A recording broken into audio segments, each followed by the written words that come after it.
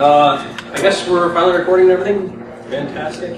Welcome to BSides. Thank you for coming down, down the hallway, underneath the stairs, down the dark hallway, and finally turning left into this room.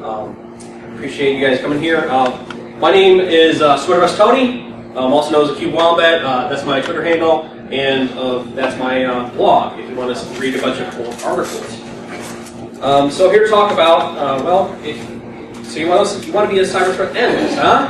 Well, first off, this is the disclaimer that I must have.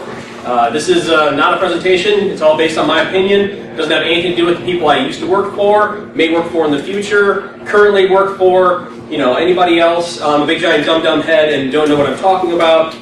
Hence, you have this cute, adorable picture on the left-hand screen. Just to keep everyone up and awake. We're just going to have, instead of doing cat memes, I did pictures of my kiddos because she's a lot cuter sometimes than cat pictures. This presentation provides key theories and concepts required to be an actual cyber threat analyst. This is my opinion, but this is really what the core is.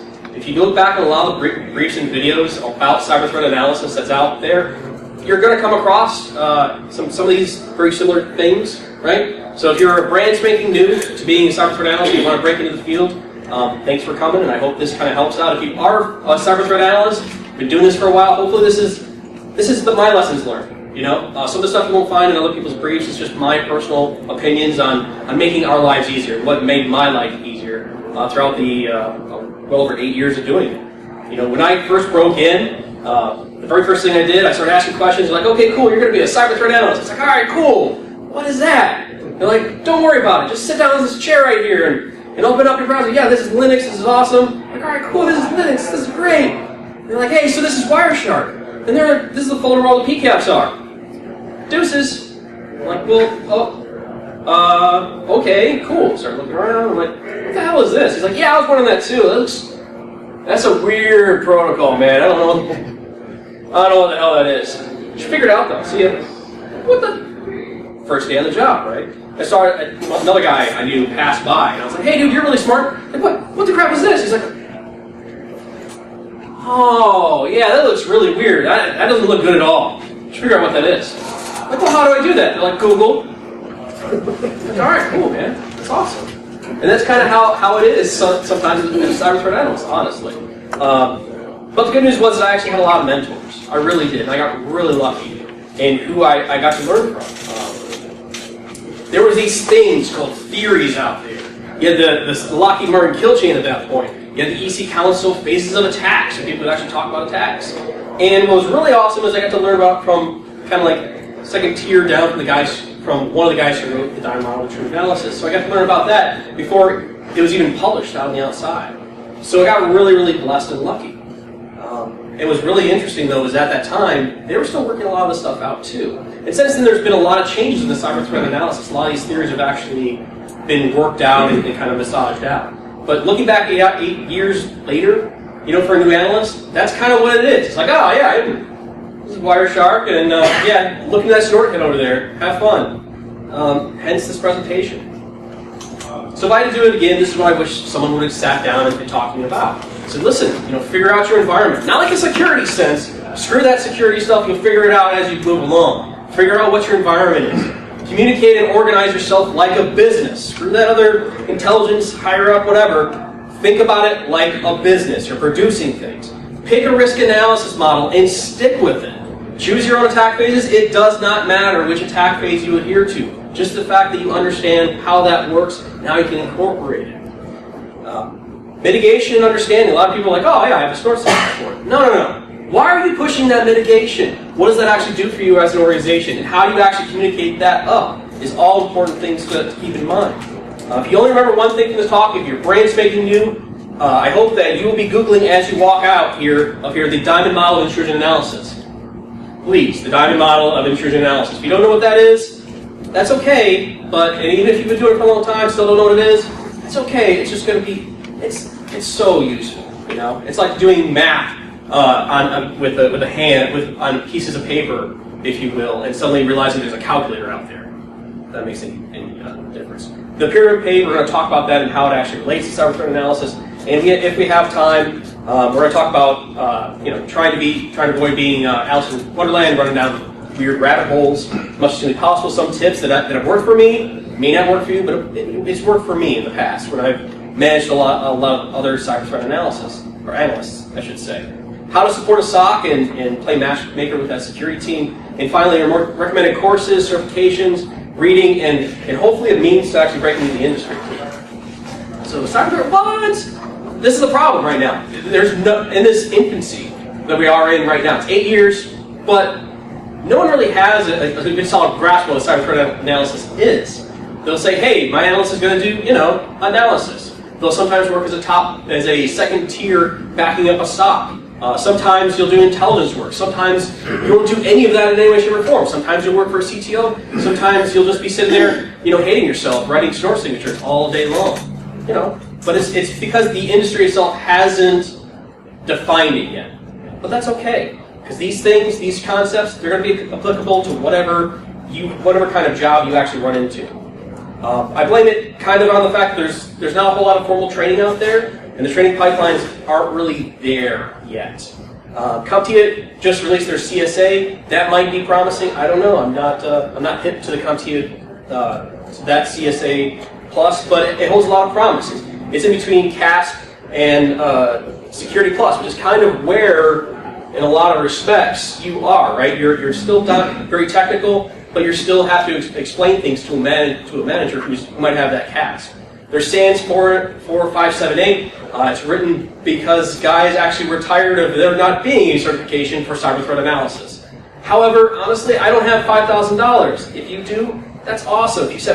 That's a lot of money to get and break into this field. It really is. McAfee has these two certifications, CCII and CCIP, that are brand spanking new as well. When I was looking through a lot of the details on them, they're all law enforcement based. Which is fine if you do law enforcement, but in my humble opinion of 8 years of doing this, I can't think of a single time where I actually had to deal with a bunch of crazy law enforcement forensic rules. That's why we have forensics people. But still, it's a good thing, and it's a good thing to formalize the training. University courses, I've looked into this. I haven't found a really good university course that actually talks about this. So in other words, and honestly, I've gotten more people with master's degrees that I go to interview, and I can't hire them. Can't hire them. Even if they've had super duper master's degrees or what have you, all kinds of years, if they don't have the experience, and honestly, when I have hired people who've had master's degrees, for God's sakes, master's degrees, I sit in front of a computer and I have to have the exact same conversations I have to have with a brand spanking new person with 1 year. Advanced stuff like myself, they're like, yeah, just become a reverse engineer. It's not the same, so there's not really anything above that. The literature is kind of sparse. They can be broken down in basically 3 different styles. One is the cyber warfare model. Those are the guys who usually come out in the DoD, if you will, talk about warfare. Then you have the folks who actually talk about intelligence and have a very intelligent way of doing things. You do have the information assurance. If you're like me, you start reading information assurance, you just kind of like, NIST, what a... Is it a STIG? What is... And sometimes you'll find hits and pieces in some of the books that are out there. For instance, if you look at the Alien Autopsy book, if you're thinking about reverse engineering, grab the Alien Autopsy book. If you don't know what I'm talking about, just Google malware analysis and look for something that looks like an alien autopsy. They have 1 chapter in there, and it's okay if you get your start. If you've never done infrastructure analysis, that's okay. It'll kind of get you a bit started. If you've never done malware searching, it'll kind of get you started, but it's 1 chapter in 1 book, so it's really sparse. But we're growing in demand, all right? According to the Information Bureau of Labor and Statistics, we're 18% growth. That's 10% more than the average across the board. That is 6 points above IT in general. And the median income is $90K. That's across the world. If you get $90K for doing this job in here, ask for a raise. Gotta live, man. So I'm just saying, it doesn't require a degree to be effective. I'm living proof of that. There's hope out there, though. And what's really awesome is there's these tools, and sometimes they help. They honestly do. They really do help. And they look pretty. And management loves pew-pew maps. Pew, pew, pew. Oh, look at that, the missiles hitting. That's a cyber attack hitting the world. It's awesome. But they buy them for us, which is different than a lot of IT people. A lot of some IT people are hurting to get an upgraded Cisco switch. Like, it's a Cisco Pix, man. This has been outdated for years. Just pay for that. But they're buying $1 million tools for us. Yay. So cyber threat analysis and the intelligence that we're producing isn't going away, and it's becoming more and more valuable. Opportunities exist to further the field. Remember, there's not a whole lot out there, which means if you come into this field and you start doing great things and you find out a way forward, there you go, man. You could be Isaac Newton. You can have those theories, those laws, those things that actually work and function, and everyone will follow it because CTAs are generally extremely helpful. We kind of have to be, right? We love to share. One of the guys that I know, we like to call him Cyber Jesus because he just knows way too many people. If you're in the community, you kind of might know who that is. Are by nature curious, and he said it's kind of like being a doctor in the early 1900s. It's kind of where we're at, where you go and learn something, and then you kind of have to leave that place and go somewhere else to learn something new. And then you seem like a rock star for 5 seconds, but no, like this is other guy's work. He just told me how to do and chain PE hashes or something like that. It's real easy. And more important than anything, there's actually several key theories out there, and what's the best thing in the world, I'm a former enlisted guy, so I love things that actually work, because they do, which is why we use them. All right, so there's a lot of definitions out there. Again, industry's not just for this talk. All right, we're going to say a cyber threat analyst is someone who gathers data and information, compares it against the known knowns of an organization or entity to provide situational awareness of any given threat. Situational awareness, sometimes known as intelligence, or specifically, we can call it, let's just say, cyber threat analysis, or cyber threat intelligence, all right? And my honest opinion on this, and I've seen a lot of people fight like over this kind of stuff, is keep it simple. Keep it as simple as possible. Don't overthink it. So first step, who the heck are you? All right, this is the Porter's 5 forces model. It's actually originally done for business. It's for determining profitability of the company. But if you keep a positive outlook, this is actually really, really great. Apply it to yourself. Think about it for a couple of minutes. Who actually is getting your stuff? Who are your buyers? Who's consuming what you're putting out? Who are the guys over in the SOC who are kind of doing a very similar mission to you? Who are the new entrants that are just popping up all over the dang place? Did someone just tell your CTO that they have a magical solution that if you just plug in this AI awesomeness, you can replace all these 5 or 6 intelligence body or analysts over here? Sometimes that stuff happens. You have to know who's actually supplying you with data. Apply it to yourself, and then apply it to your organization or entity. Okay? Find out what's important to your organization, to your business. All right? So why am I doing that? I'm just a worker bee. Business models. Why am I doing that, right? Well, knowing who your suppliers are will ensure you keep those data feeds, honestly. So if you don't actually control the Windows logs or whatever, you need to know who to talk to, is the honest to God's truth. No matter if you're a manager or not. Knowing who also has very similar missions keeps you in good swim lanes and keeps misunderstandings from actually happening. They're going to also save you a lot of work, because if they're pulling PCAP for you, why are you pulling PCAP, man? That's not, they're doing it. It was also really important to recognize as an organization is, listen, your organization is probably connecting to a lot of other companies, no matter what it is. It doesn't matter if you're DoD or the IC, or you're actually working for a customer or for a government, if you will, or for a commercial sector. Listen, you're going to have a supply chain involved. You kind of need to know who that is, because you should probably be sharing your threat intelligence with them. Honest to God, truth is, you might actually be the target, even though they hit, if you make pop, let's say you work for an ice cream company, and you produce those little awesome rocket pops, right, that turn your lips all blue, right, and red and everything like that. And you hear about the person who actually makes little sticks, and the person who made the sticks got hacked by a cyber attack. That's not your company, right? No, I don't need it. Yeah, you do, because the real target actually could have been you. You should be actually sharing your threat intelligence with that person, because you rely on that person. That's just kind of how it goes. And perhaps,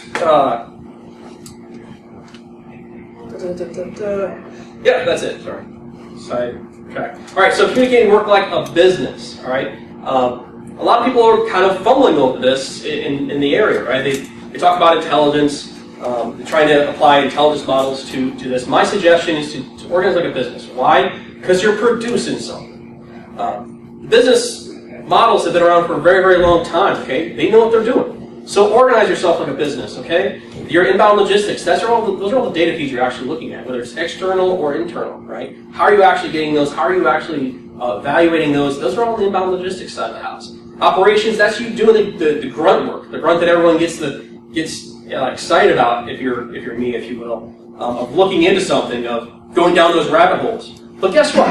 On the equal playing field is your outbound logistics. How are you actually communicating that out? Do you have a method of doing that? What's your process of doing that? It's actually really super crazy important. It really is. Then you have your marketing and sales. Are you actually communicating your information, the way you put it out, with somebody who can actually understand it? Services is all those questions you get from management, and the ways you incorporate those in. Honestly, if your service model is, boss tells other boss, and then it slowly trickles down, and your boss watched something on CNN, and suddenly they're worried about a threat, that's not a good, that needs to be cleaned up, right? So, identifying it like this, breaking it apart, and making it an equal playing field with all those data threat feeds you want to get on externally and internally is important. Trust me. Treat them all equally. Maybe you'll actually spend more money on that pew-pew map because you know it's actually going to give you more funding next year. Or maybe that's actually how your CTO really wants to see everything. He does want to see, he or she wants to see those little missiles coming from Russia and hitting you every day. Fine. He's paying the paycheck. That's okay. It also graphically depicts all of our required processes, so when you actually go to tell somebody, hey, the real reason why I need virus total intelligence is because you just bought all these incoming data feeds, and that's great and all, but see this other section called operations? That's my virus total. I don't have anything at all going into to support this operations side of the house. I need a tool for this, and that tool is giving me virus total intelligence or domain tools or any number of other things that you can actually get for it, okay? And talking to your leaders like that, saying, listen, the reason why I need this data feed, I need this data feed because this is our suppliers and this is why this is important. You start talking about suppliers, start talking to them on how that's your inbound logistics. Now you're talking usually in that whole business realm, right? Most of the people who are above us have a business degree. It enables you to actually talk and for them to actually understand what the crap you're saying. So there's a lot of risk analysis models out there. There's huge books and volumes. You can go nuts with it. I know in the program we had ORM. I was like, all right, yeah, I'll just do ORM. That's going to be really easy. And I looked into it, and I was like, oh my god, this is so complicated. So I used ORM all the time when I was in a former life. But when I started thinking about it, I don't do it. I actually use this little risk rating that I have here, which is the likelihood of us actually detecting it, the requirements to actually impact somebody, and the potential that my organization is actually vulnerable. It's very, very, very simple. You can do this, you can choose your own. It doesn't matter because the reality of the situation is you should be talking about a phishing email campaign or the next, Russian this or Chinese that. If you're not actually providing that quantitative, you can show how you got there, that risk, with all those potential steps to minimize, when you push that information up, pure confusion happens. Pure traditional FUD. They're not going to understand what the heck you're saying. So, think about it. If your sole job is actually trying to provide information for the people to actually do changes, right, to patch their system, to buy that new threat feed or update finally that Cisco PIX, you need to be able to tell them why. And that's where you get into risk. That's where you actually talk about steps to mitigate. Choose your own attack description. It doesn't matter. And it's not a one-for-one if you're familiar with these concepts. What you need to know about this as a cyber threat analyst is really that this is your map in relative time of where data and information could be actually obtained and evaluated. Sounds kind of cosmic, right? Let me put it to you like this. You're not going to find weaponization. That's what we're talking about virus total, right? If you see that your average hacker is actually implementing and submitting stuff over into virus total or something similar to it, then yeah, you should probably be looking in that pot, because that's going to save you when it comes down to weaponization. Because that person's building something for you, right? The delivery side. The reality is you're not going to look into a firewall log for command and control communication, not exactly, really, right? It may be 5 seconds of space there. It might just show up as just a connection. You actually really need that full PCAP to be able to find out what is actually going on. So it's just a way to kind of parse things out, if you will.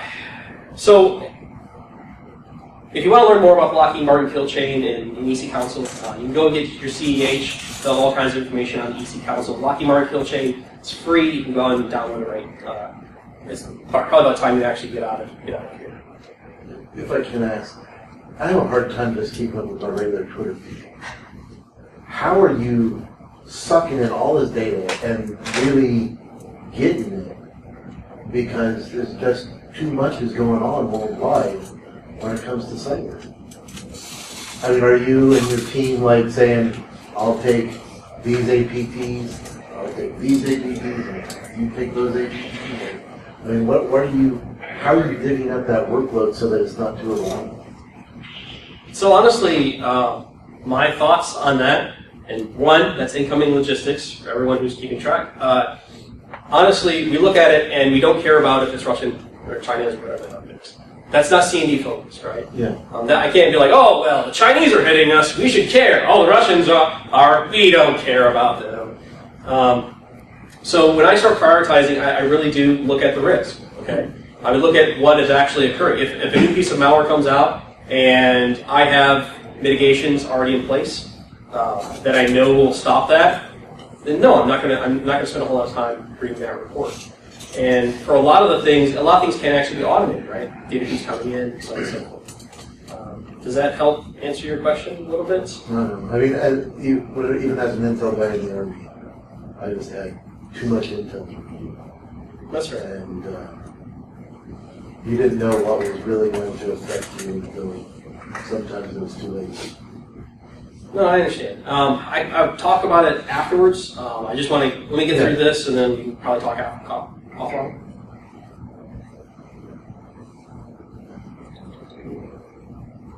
All right. Diamond model of intrusion analysis. Listen, this is actually the foundation of doing cyber threat analysis. If you've never heard of this, that's okay. Chances are this actually applies to what you were doing anyway. A lot of times, if you see an actual phishing email and you see a domain or what have you, what are you going to do? You're going to look it up. But why are you looking it up? What are you trying to get from there? And chances are you're trying to find probably whatever piece of malware is associated with it.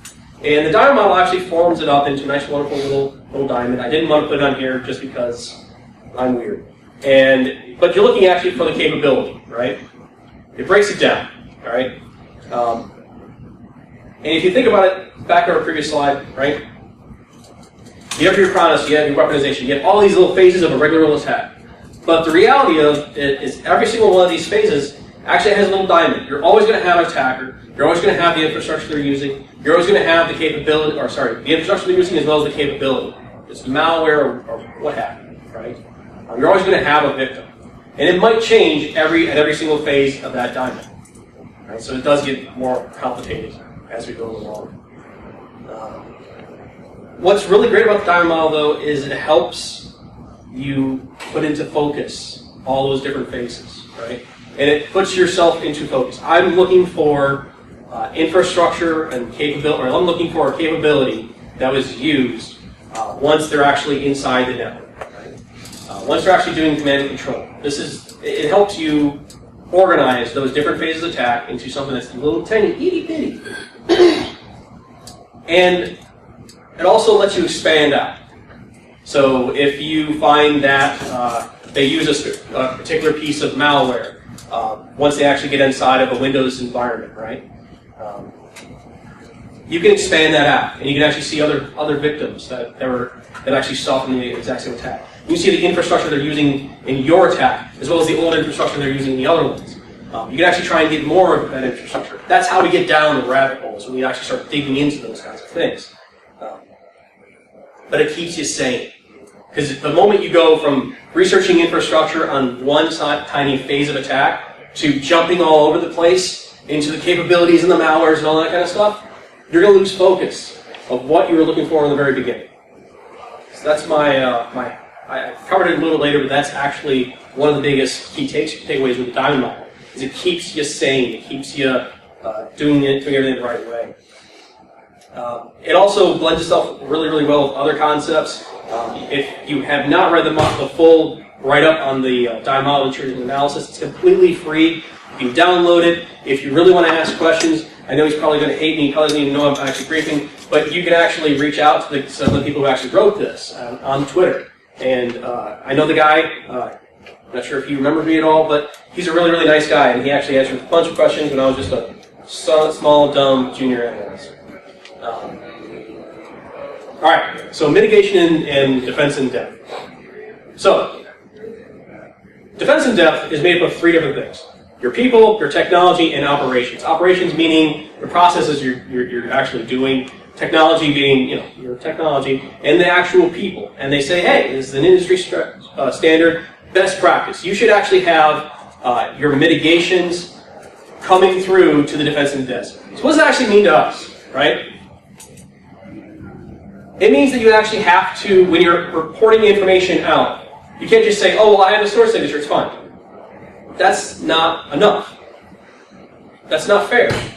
You actually have to talk about the people, technology, and the operations. And you have to provide mitigations for all of those things. Luckily, there are models out there that kind of help you organize your thoughts, right? One of those is actually the Lockheed Martin Cyber Threat Matrix. That actually has the 5 Ds of really what to do. But the reality is you can always, let's take the most common phishing vulnerability out there, right? CVE 2012-0158. There's a Metasploit module in there, right? So anybody and their mother can actually build it. There's videos on how to actually build a phishing email using CVE 2002 or 2012-0158, right? But it relies on ActiveX actually running on your Windows machine. So in other words, the guy gets an actual phishing email, gets a little ActiveX warning, the guy clicks on it, and boom, he's hosed, right? Well, that warning is set by policy, right? You can have you could actually have different policies where you can actually strip out attachments out of your email. Yes, that is the same as just unplugging from the internet, but you have to be able to talk to people and say, listen, we can actually stop this at all these different phases of an attack. We can stop this with technology. We can actually stop this by policy that actually implements and affects the operations, right? But overall, what about the people, right? That's a whole nother, how do you actually mitigate the people? And we can have malware or some files that actually strip attachments and look at the actual attachments, see if there's actually malware involved. That's going to be your technology. But how do you actually get to the people? Which brings us to this. So the pyramid of pain.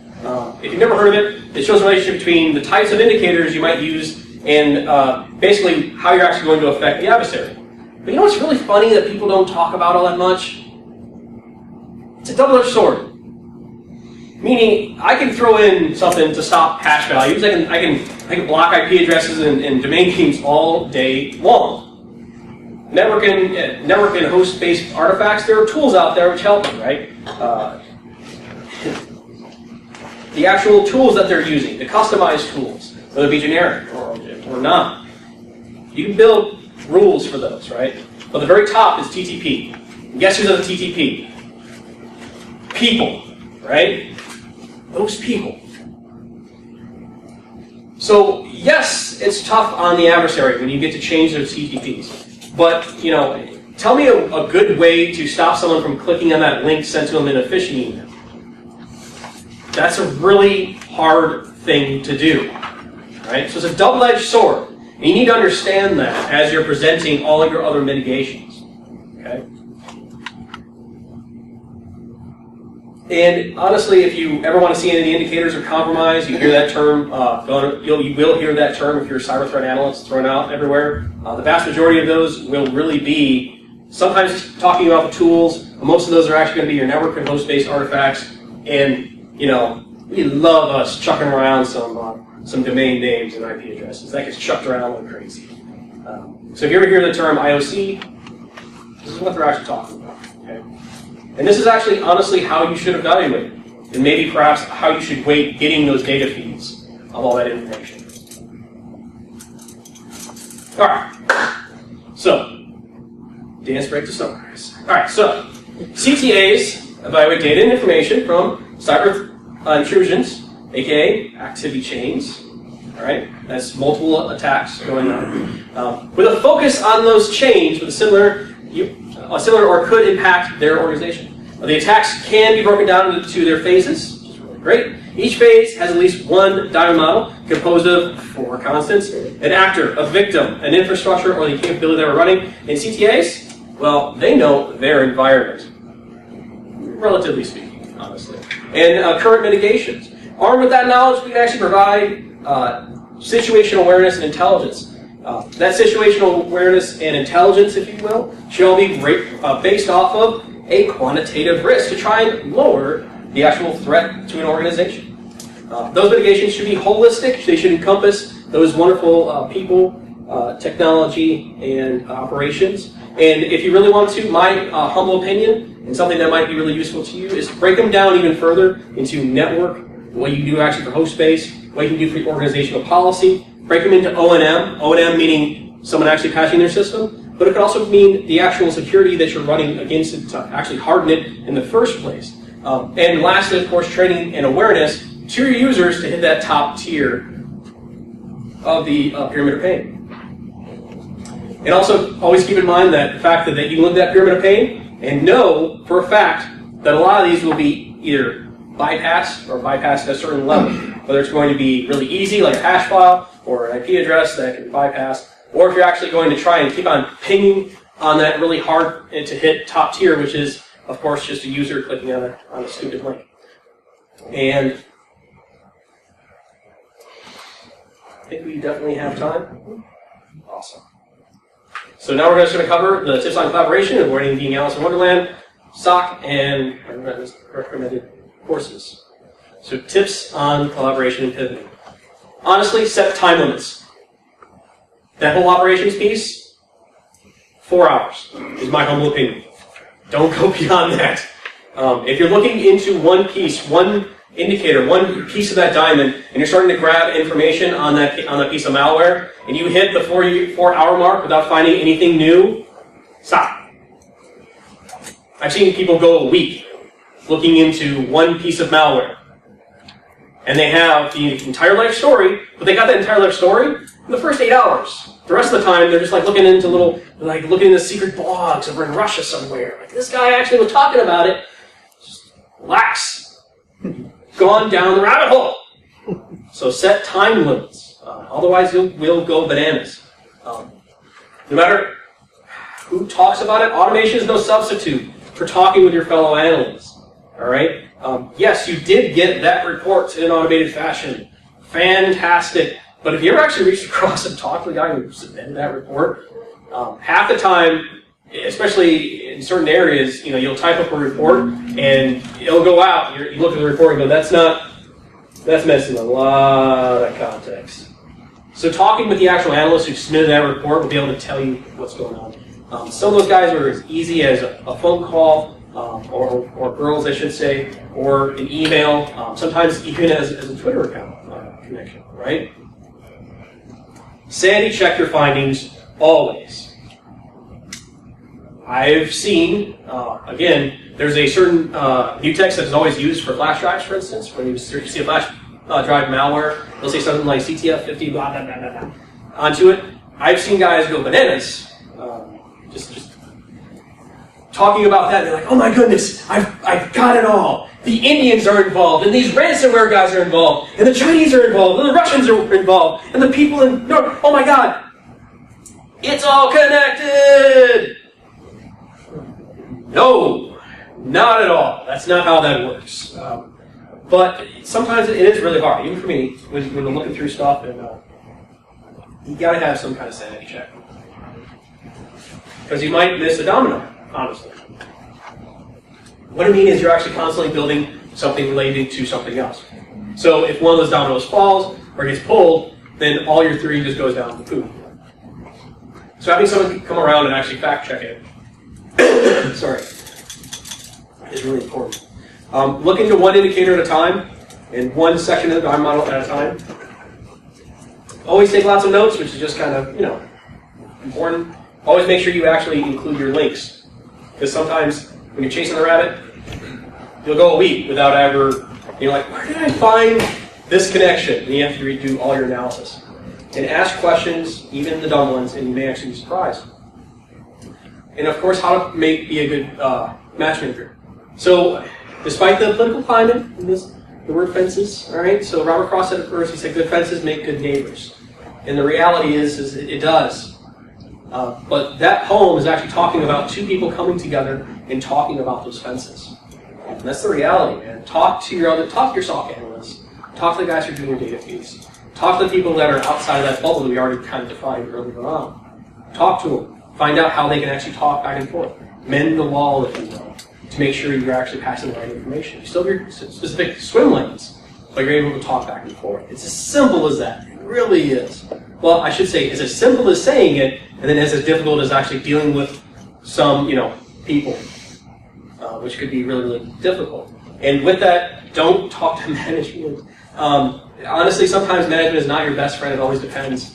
It really does. I would rather talk to an analyst any day of the week over in another shop before actually talking to a middle manager, because you get fiefdoms being stood up really, really quickly, and you should be kind of worried of that. My suggestion, honestly, is talk to the worker bees who are just trying to do their job, who are usually the experts over there anyway. And find out, honestly, what actually helps them do their job. You have to remember, again, you're not only the only consumer, right? You're producing this intelligence, right? How are the people over the SOC actually using it? I remember very clearly someone going, hey, yeah, you keep on sending this over in CSV. You realize that's just a pain in the butt, man. I got to throw it in Excel and do all these things, and then, it's really annoying. Why do you keep sending it in CSV? And I was like, I thought you guys wanted it. You don't want that. Because we actually have it all working out in Excel. We can convert it to CSV for you. They're like, that's stupid. Don't ever do that. Same thing with like the Stix taxi thing, right? Sometimes an actual Excel spreadsheet is so much better than I need to stand up a taxi server to automatically send this as humanly possible. Sometimes it's just useful if once a day you just shot me an email with your Excel spreadsheet on it. I'm a happy camper, honestly. And again, target those worker bees. Recommended reading. There's a lot of books out there. Listen, you can read into those ones that are warrior-focused. You can read into the ones that are intelligence-focused. You can read the ones, God help, honestly, if anyone in this room can read an RFC and a NIST publication and all that stuff and just be like, this is amazing! You are amazing to me. Not me, all right? So after having all these other recommended books, I can't just tell you, hey, read this book, read this manual, and you're going to be there. So I'll suffice to say, listen, these are the things you kind of need to know. One that everybody knows or everyone should know, which is the 10 Commandments of Intrusion Analysis. One of those is, don't trust a packet you didn't make yourself. Best. Honestly, the best piece of advice I've ever heard. Don't trust a packet you didn't build yourself. Because all CTAs are paranoid. It's a good thing. This is really important. I think this is one that not a lot of people actually know. This was submitted before the APT-1 report. Everyone always kind of points towards APT-1 and like, oh my goodness, this is so great! But believe it or not, these guys are actually putting out a little bit earlier, not that much. It's actually the Crazy Aussies. This, man, if you've never read this paper, I highly encourage you to do it. It's Command and Control in the 5th domain. Seriously, read it. It was done, I think it was done actually in 2011. And honestly, I have yet to come across a write-up, period. Any write-up. This is 26 pages. You have blog posts that do this like, it's like 5 or 6 pages, and you're like, man, this is really in-depth. Oh my God, this is 26 pages. Pages of article that's like 2-sided. So there's like 4 columns there in little teeny tiny print. So you want to watch it on a laptop so you can actually zoom in if you're old like me. And of course, the one that kind of everyone forgets about, which is the CJCSM 6500, or 6510.101 Bravo. This is actually how the military does cyber incident handling. Why is that really important? Well, the military, for a couple of reasons. One, military always tries to make it as easy and as simple as humanly possible for someone to read. right? So it's easy to digest for the most part. I mean, it is military manuals, but you know, you can still read it. You can still find out what's going on. It also lays out a lot of the incident response. So if you have no idea, if you're coming from the intelligence side of the house or like a sysadmin kind of house, you don't know how a SOC actually runs, read the CJCSM 6510. I've been into a lot of SOCs. I've talked to a lot of folks. And the honest to God's truth is they all do it the exact same way. It's like, they'll start off by saying, well, we do it this way here. And you're like, that's the same way everyone else is doing it. So this will actually get you a good solid standard, honestly. If you're breaking in, Excuse me. I just want to share. I work on that. We host that site. So we're moving our web host. So by April or June, that won't be valid anymore. That's okay. Honestly, if you don't just Google CJCSM 6510, you'll come up. Honestly, that's what I did. So I'm lazy as soon as possible. Listen, being a CTA takes one overarching capability which you may or may not actually have, and you should really ask yourself this question: are you curious? And honestly, are you tenacious? This job is not easy. It sucks. It's a lot of brute force. A lot of people say, "Oh, well, I can automate that." No. Trust me. The more you automate, the further you are actually sometimes from the truth of what the hell actually happened. If you're only relying on rules that snort fire, my best discoveries have always come from actually just looking into a big giant 1 gig file of PCAP and just scrolling and finding out connections and communications. I found more stuff that way than with any name of vendor. All right. Cyber threat. This is one of the guys who kind of taught me. Cyber threat analyst is the art of taking one metal needle and finding a match in a haystack full of needles inside of a giant warehouse full of haystacks full of very similar looking metal needles, and then finding out that you're actually on a block with giant warehouses that also have giant haystacks full of metal needles. That automation might get you to each haystack faster. It might get you to the point where you can actually just kind of dive into that haystack faster, but it's no replacement for the God's honest brute force annoyance that you're actually going to end up having to do as a cyber threat analyst. Get that through your noodle. Otherwise, you're going to be really disappointed and really wishing you would have worked somewhere else. If you want to try and break in, if you have that about you, honestly, one of my suggestions is serve your country. And that seems kind of vague, but the reality is we're close to DC. All right, that's why I'm actually saying that. All right, there's a lot of DC organizations that are actually serving this great nation of ours, if you will. You could probably find a job there. In fact, if you looked at LinkedIn, you start typing cyber threat analyst, you're going to find a butt ton of job openings out there. A butt ton. And guess who all are supporting? U.S., right? For the most part. Some of them are banks, some of them are that, and you can always try and break in that way. You can always go enlisted. I strongly advise you go enlisted. Dear sweet baby Jesus, go enlisted. If you actually want to be technical in any way, shape, or form. Usually officers try to do that, and they realize by the time they're 03s, they can never be technical ever again. There's a lot of internships. A lot of big companies are actually in this DMV area. If you're in this DMV area, you're very blessed. We have 3 BSides and 1 SchmoogCom that are in this area within easy driving distance. This is Mecca for cyber threat analysis, in my humble opinion. It's not out there in Washington. It's not out there in San Francisco. It's not in Texas. It's actually in this area. Because we have so many people doing this job. We have so many opportunities. We have Nova hackers. We have all these areas to actually communicate and talk back and forth and actually pick up the dang phone and call somebody. There's been a couple guys who I've never met outside of email who came in and they're like, Sweater's Tony. Hey, man. Nice to finally put a face to you. Because we've only talked via email. Back and forth sharing information. It's kind of crazy. I strongly advise you, if you're not from this area and you really want to break into this job, you need to relocate. You might have to do that. You honestly might have to do that. Because there's just so many options out here. And the reason why I'm up here today and talking to you is because I was at DC, the DC BSides in 2016, and I watched this. I was not in the front row, but I was pretty close. And there were less people for that brief than for this one.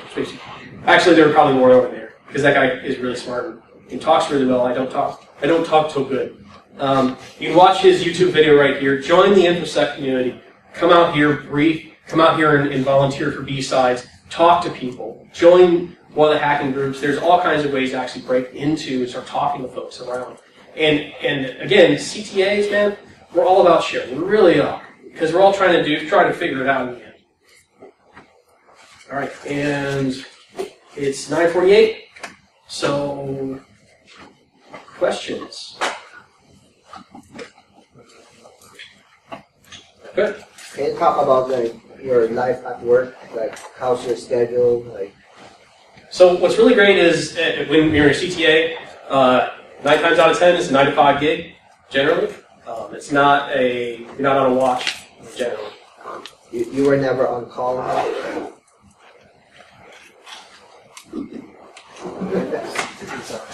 Maybe is what I'll say. That's answers your question. Sometimes yes, sometimes no. It all depends on which person you're actually supporting. Just to throw it out there, you talked about the CSA Plus. I did a beta on that test. Nice. It's definitely aimed at stock analysts more so than threat intel analysts. Well, there went those hopes. That's okay. One of the best books I've read recently is actually a comic book written by Rob Lee. Oh, yeah. I highly advise you read it. It's awesome. It's called Cyber Intelligence and Me, and it's actually a book for kids and for cyber threat analysts. And what's great is I pass it around in work as much as I really possibly could. Management kind of gets angry when they read that and they recognize themselves as the person that's being made fun of. Be careful. But honestly, my wife, for instance, didn't know anything. I was like, "This is great," and I'm a kid, and it's a comic book. This is awesome. And she actually sat there and read it. And she's like, "This is what you do, and this is what." Now all your complaints make sense. This is awesome. So I highly advise you. It's like $10. I hope that I don't know him personally, but maybe he'll give you big ups for promoting it. But honestly, that's a really great book if you want to read it. What's the name again? Cyber Threat Intelligence and Me, I think is what it's Just called. threat intelligence and me. Thank you. I A saw book it for children and analysts. Yes. It's fantastic. What, in your experience, what job functions and roles have you found very good for helping develop a budding cyber threat analyst, somebody that wants to move into that role and be successful? Are there any other skill sets that you found especially valuable in the threat analysts you've worked with? So I think it kind of comes from 3 or 4 different angles, 3 different types that usually feed this. One is the sysadmin type, who you have to sometimes prove that they messed up their config file, and that's cool. That's okay. You have a strong understanding of networks. You need to know networks, honestly. You need to know them like the back of your hand. You need to know how protocols work.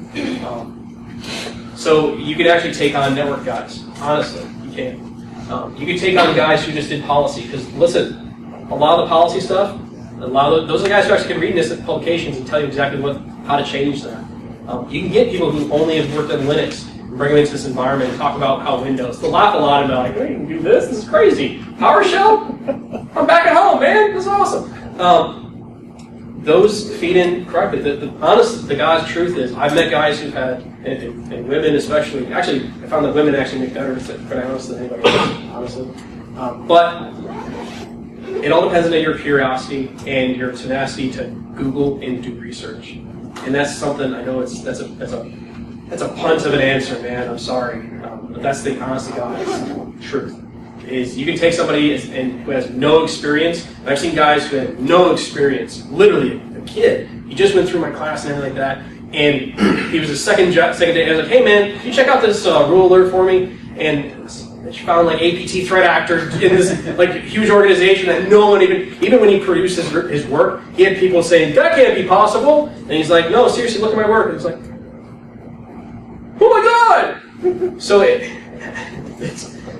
that's what I'm saying about this, is because a lot of these things are still being figured out. As long as you understand the policies or the theory behind a lot of things, as long as you connect the dots, and I'm hoping this kind of helps, or at least helps you get started on that. As long as you're really curious about things, you can go really, really, really far.